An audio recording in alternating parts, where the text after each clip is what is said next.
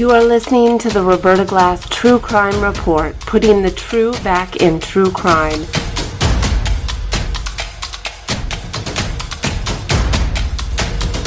From New York City, Roberta Glass is now on the record.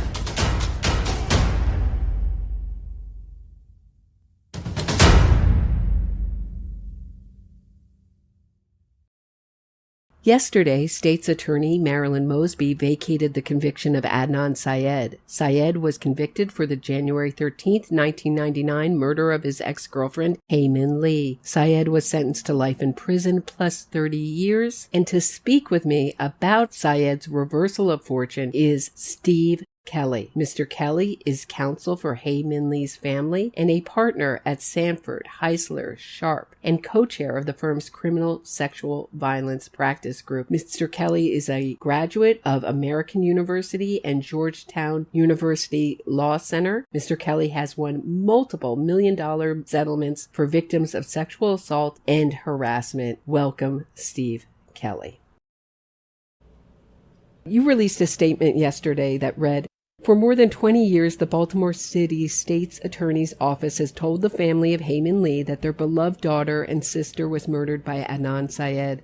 1 week ago, for the first time, the family was informed that through a year-long investigation that is apparently still ongoing, the state had uncovered new facts and would be filing a motion to vacate Mr. Syed's conviction. For more than 20 years, no one has wanted to know the truth about who killed Hae Min Lee more than the family. The Lee family is deeply disappointed that today's hearing happened so quickly and that they were denied the reasonable notice that would have permitted them to have a meaningful voice in the proceedings."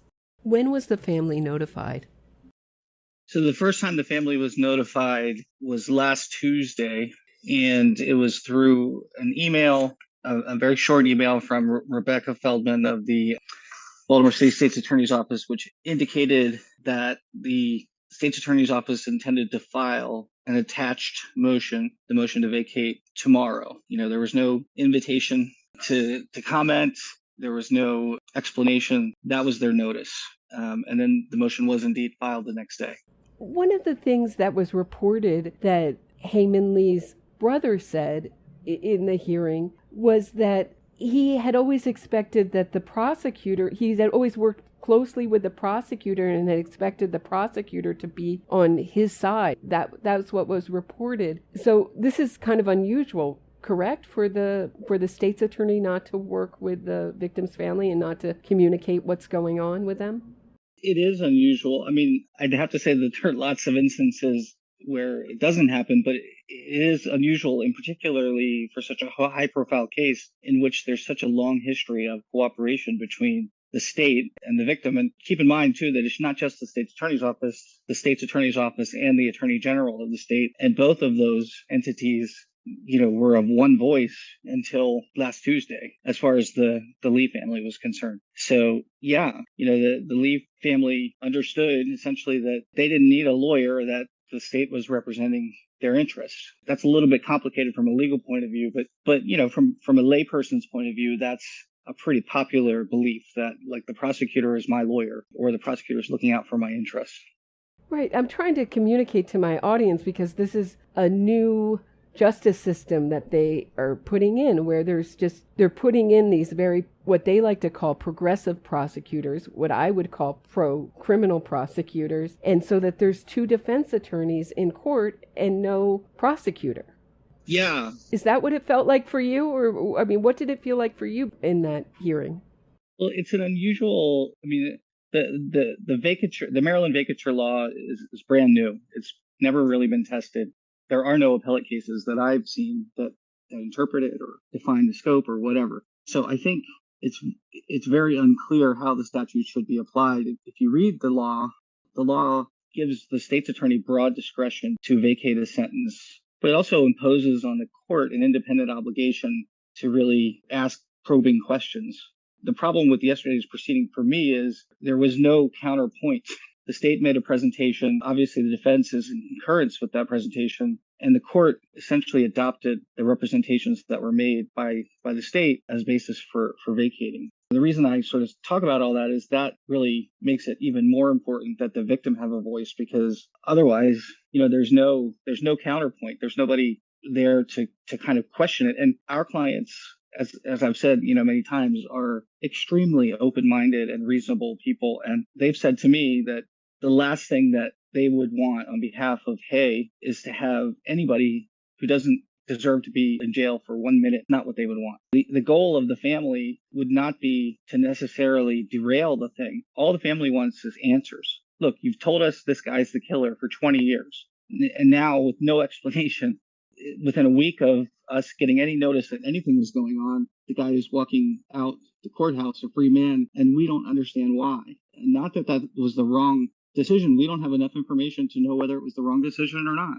But the problem is that the victims' rights statutes are there to ensure that the victim can provide their meaningful counterweight to anything that happens in the system. And like I said, in this case, this family would not be pushing one way or another, other than to say, like I said, this is what we've been told. Tell us why you've changed your mind about this. Had the prosecutors sat down with them and explained things to them and really inform them as to what was happening, they may well have consented to the relief that was granted. We just don't know, because that didn't happen and the information wasn't provided. And so now we're in the situation we're in. Did they not have time to arrange to be there in person, or? No, I mean, they get notice of the motion on Tuesday. Mm-hmm. There's no reason. I mean, it's concerning, but quite frankly, the family did not understand what it meant. Fully. They did not fully get what the import of it was. But there was certainly no urgency associated with, like, look, this is something that you need to be prepared to respond to by tomorrow. So the next thing they hear is on Friday afternoon, late on Friday afternoon, they get an email from the prosecutor's office saying there's going to be a hearing at 2:00 on Monday. Here's the Zoom link if you want to watch. You want to watch? Watch? Yeah, right. One of the big issues in the case was that before Young Lee retained us, the prosecutor had sent him a message saying, did you get the link? Are you planning on attending? And he said yes. But he had no idea that it was an option. Nobody asked him if he was available. He had to work that day. And he had no idea that he was allowed to be there in person, because it was an in-person hearing. And the law in Maryland states clearly that a victim has the right to be present in the same manner as a defendant. And in this case, the defendant was there in person. The victim had the right to be there in person. He wasn't told that he had the right to speak. So he had no idea that he even needed to be prepared to speak. So he knew enough to try to get a lawyer, and he was desperately trying to get a lawyer throughout the weekend. And he retained me and my firm late on Sunday afternoon. Our strategy was to ask for a very reasonable, in our mind, extension to allow him to travel, because he wanted to be here in person. So we asked for 7 days, a 7-day extension of the hearing, to allow them to come here and to allow them to wrap their minds around what this motion was all about and how they could meaningfully respond to it. And the court denied that relief. On what grounds?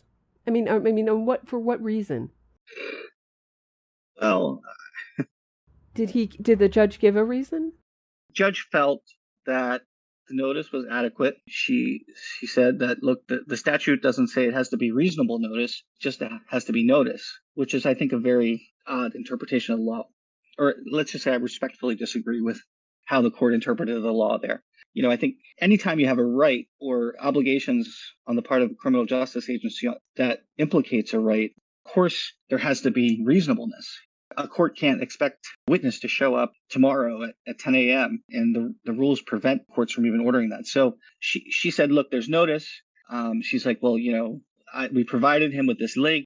He said he was willing to do the link. So I'm ordering you to go and call your client now and give him the option of, quote unquote, option of either appearing or the hearing is going to go forward without him. And she ordered, and I strenuously objected and said, look, he has the right to be here in person. He has the right to meaningful participation. The judge just did not hear of it. And, so the client, of course, had no choice but to show up. In order to try to be able to communicate with my client with regard to what was happening in the hearing, I left the courthouse and went to my office. And before I could get my Zoom up, the judge had called on the client, even though she knew he was represented by counsel, and basically said, okay, you have something to say, you have a statement, make it. And so he was completely unprepared. He had not had a chance to consult with me. He had just come from work. And he, most significantly to me, he'd not heard anything that the state was going to say. So he didn't understand their motion. He didn't have the benefit of even hearing the argument. So I guess, the court's position would be that that is an adequate opportunity to participate. But, it's not. I mean, as a matter of common sense, it's not. Certainly as a matter of law, it's not. And I've gotten a lot of questions about your role. You're a civil lawyer, correct? Yeah, well, I am a victims' rights lawyer. Okay. So what does that mean exactly, and what is your role in proceedings like this? So in this case, I am acting as a pro bono victim rights lawyer, where I am entering my appearance on behalf of a crime victim in a criminal case and defending their rights in the case, as you're permitted to do under Maryland law. And in fact, most states have laws that allow for a victims' rights attorney. Unfortunately, there are way too few of us and way too few victims who are able to take advantage of having an attorney. But the law allows for it. So that's my role in this case. I make a living doing civil cases where I represent crime victims in lawsuits against perpetrators and third parties. But that's not what's happening here. I also, have a significant pro bono practice involving defending victims' rights in criminal proceedings. Since my sister was murdered back in 1988, I was going to ask you about that. Yeah. Yeah. So I've worked on these laws. I was sort of mentored by a fellow survivor whose daughter had been murdered, and she adopted me essentially as her son. And she was a fierce advocate. She's still alive. She is a fierce advocate, and basically dragged me down to Annapolis when I was 14 years old to testify before the Maryland State Legislature on laws. So literally since I was 14, I've been down there working on these laws. And so for me, it's to see misapplication of the law or the law not being respected. These are bare bones laws.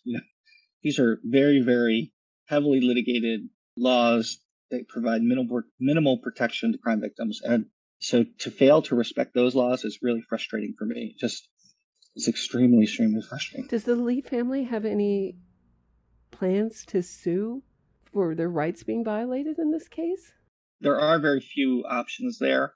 Prosecutors have a lot of discretion in how they carry out their duties. It's almost impossible for a crime victim to bring a civil lawsuit against the prosecutor. It's not impossible, but it's very, very difficult. That's not something that is even on the radar at this point. And so potentially there may be, I haven't looked at it, but I haven't sensed any desire to do that on their part. This is way worse than I could have ever imagined. You read the filing. I've read the filing. I found it very odd. It read like it was written by Souter, the Adnan Syed's defense attorney. She's also the head of the Baltimore Innocence Project. To me, the prosecutor's statement read like the defense statement, and not only that, it read like it was written by a bunch of Innocence Project interns. What was your impression of it? Without getting into the merits, because I honestly, I don't feel qualified based on the limited involvement I've had in this case to do that. But the thing I'll say is that neither the motion nor the argument really answers the question that the family has, which is why. Why did you say that this guy was the murderer for 20 years, and then on a random Tuesday afternoon, suddenly spring it on us that no, in fact, we have severe doubts. I think that as a trial lawyer and someone who has to bring evidence in, to look at a pleading that contains a lot of allusions to evidence and characterizations of things, what are the facts? Who are these witnesses? Tell us what it is that we need to know in order to evaluate, intelligently respond to this. So that, from my perspective, that's the critical missing piece is, when my client comes to me and says, hey, Steve, why did this happen? I can't tell them that. I don't have that information to give them. I don't understand it based on either what was filed or what was said in court. I just don't understand it. And so, that would be how I would react to it. Attorney General Brian Frosch, did I mispronounce his name? No, that's correct. Okay. Has come out with a statement saying that The Attorney General's office finds many problems with Syed's conviction being overturned, and they specifically point out that there is no merit to these claims of a Brady violation. What can the AG do in this case? Really, the Attorney General has no standing as far as I'm not a legal expert, and that would obviously be a question for them. But from my understanding, based on my reading of the statute, the vacatur statute gives the prosecutor and the trial court the ability to vacate a judgment, and there are no real appeals. I mean, either party can appeal, but who's going to appeal? The state and the defense both concurred on the Right. They're one and the same at this point, right? Mm-hmm.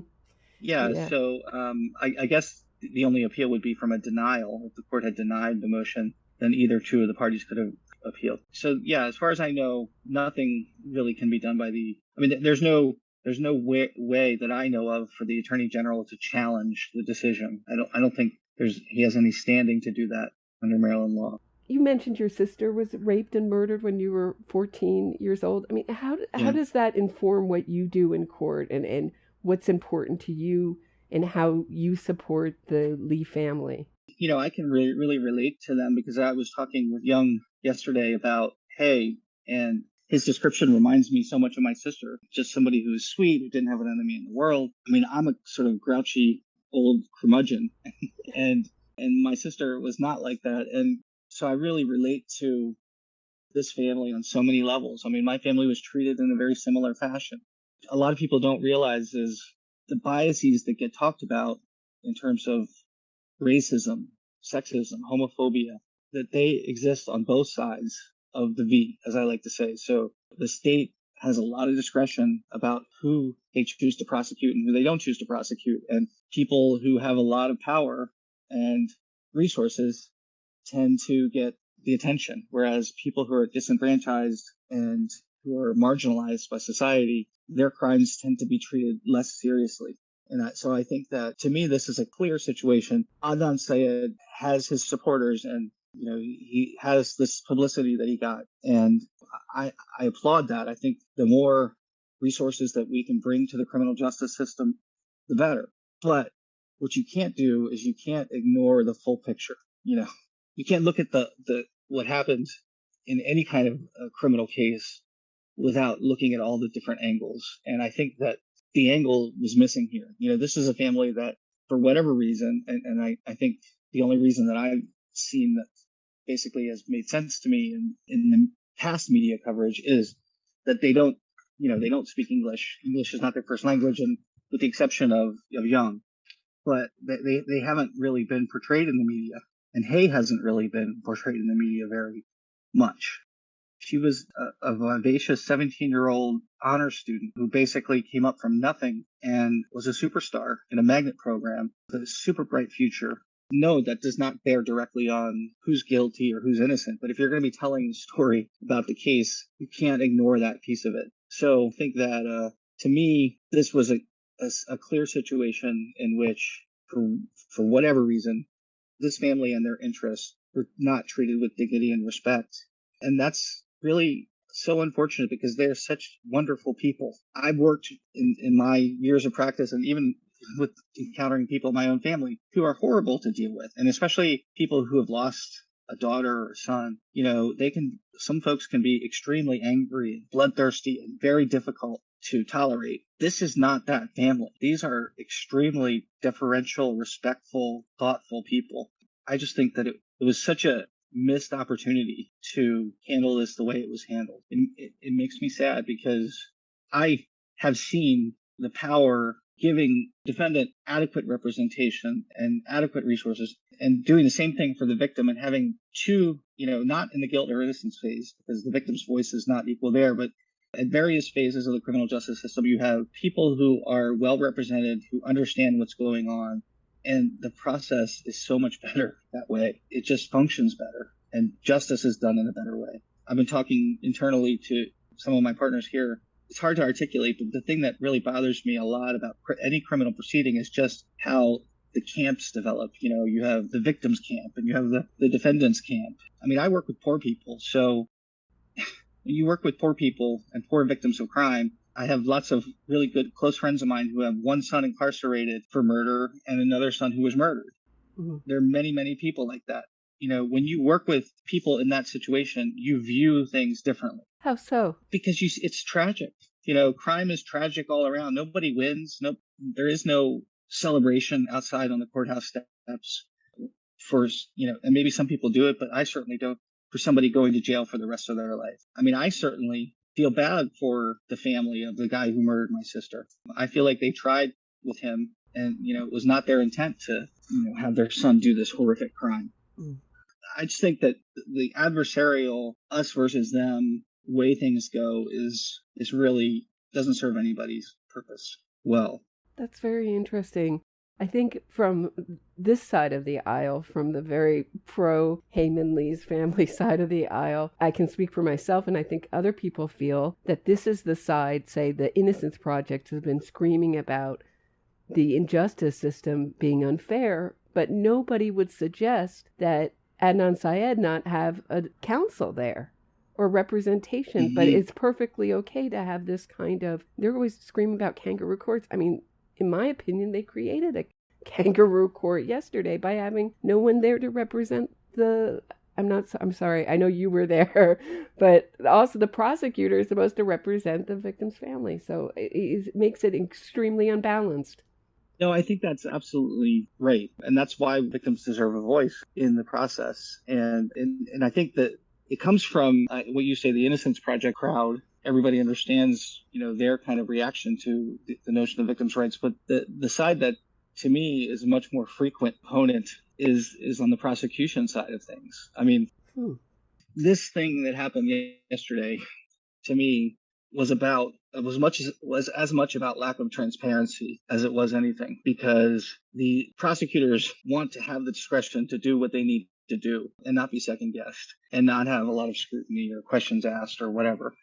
So, when you're dealing in terms of a victim's rights issue, a lot of times victims will say things that prosecutors don't like. I have clients all the time who say, I want to see him in treatment. I don't want this person to go to jail. I don't want to ruin his life. I have other clients who say, hang him high. The reason that prosecutors a lot of times are reluctant, one of the main reasons that they're reluctant to have victims have counsel is because they don't want victims to understand that they could say things like that and it's legitimate and they can present their perspective no matter what it is. I mean, the second piece of it is just the whole notion of the assembly line of justice. And this is the most frequent when I talk to judges. I'm getting old enough now that virtually a lot of people I started my career with are on the bench, so I hang out with them. They always say these victims are a pain in the ass. We have a huge docket. There are the insiders there. They're the public defender and the frequent flyers on the defense side. They walk into court with a stack of files and make deals. What they don't want to have happen is to have victims sort of coming up the works and asking questions. And I think there's a lot of resistance to victims having their voice on all sides. And, the other thing I'll say, the other example that is always interesting to me is having represented a lot of very impoverished people, when it comes to, like, for instance, I can tell you I represented a guy who was a painter who had 6 kids, I think it was, was living paycheck to paycheck. He was hit by a drunk driver and his van was destroyed. He had a 15-passenger van. He was much more interested in me getting him from some source money to replace his van so that he could drive his 6 kids around than he was about putting the perpetrator in jail. And that's what I presented to the court, and the prosecutor went crazy. But that's the victim's interest. They're like, right. Look, man, exactly. I've got to get my kids around. That's my life. That's a practical reality. And I think if victims are really going to be given a voice, they should be able to say things like that. They should be able to say things like, no, I don't want incarceration. And that creates an uncomfortable situation a lot of times. So, I mean, one of the things I was telling my partner as we walked into the courtroom yesterday is defense attorneys think that they have it bad because they represent unpopular defendants many times, but the victims' rights lawyers have it 10 times worse, because when we walk into the courtroom, most of the time when we have to appear in court, the prosecutor doesn't like what we're doing, the defense attorney doesn't like what we're doing, and the judge doesn't like what we're doing. So we're basically standing by ourselves. And I mean, we literally don't have a place to stand in the courtroom. When we're making an independent motion on behalf of the victim, we have to find a place to stand. Yesterday I stood at the witness table. So the system was not designed with the victim in mind, for sure. So interesting. Steve Kelly, thank you so much for this interview. Absolutely. Communicate that there's so many people to the Lee family. There's so many people who care about Hae Min Lee, who care about the story, and are really holding their family in the light. So please Thank you. I'm sure they'll be happy to hear that. Thank you so much.